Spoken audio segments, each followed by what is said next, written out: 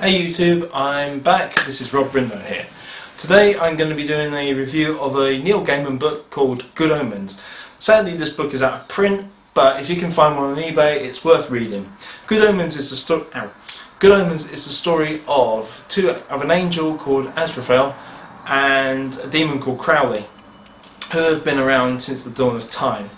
And basically it's mainly the story about the Antichrist and being born, and effectively how he's got to try and bring around the apocalypse. The slight hitch is, at the same time there are two babies that are born and they both get swapped and sent to the wrong people. But as it turns out, the Antichrist is then named Adam. I don't know if that's a bit of a biblical reference to Adam and Eve. However, as he starts to grow up and his powers start to activate, Adam manages to do some very strange things, like for instance he turns the inside of a nuclear reactor, all the plutonium, into a sherbet dib-dab, even when he's asleep. He gets a humongous devil dog, which he then names Dog. Yeah, it's worth it.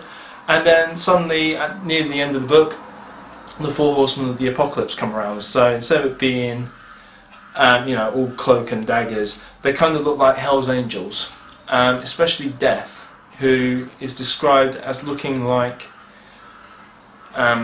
he's completely dressed in black, but you can't see through the visor, but you kind of get a hint that there is someone watching you.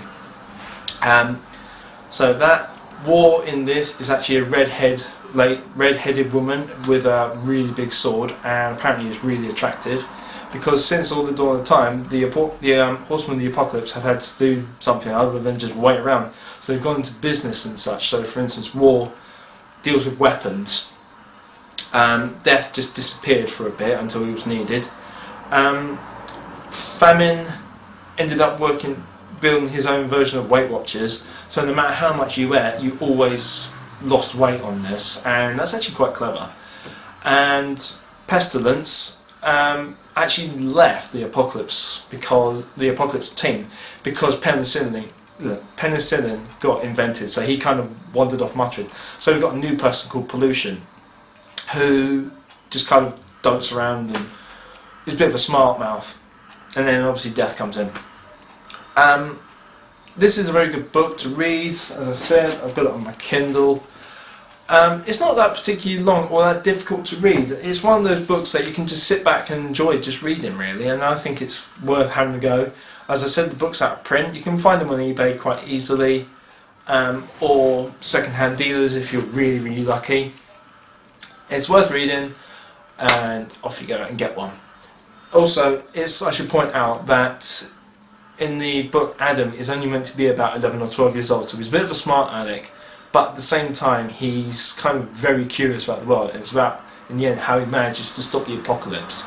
But it's very clever how he does it, and what he does to actually rectify everything else. I should also point out it's got witches, some type of wizard, and a lady with a bike, and a nun, who, well, if I tell you everything, it will spoil it. It's worth reading, so toodaloos and go get one. Bye.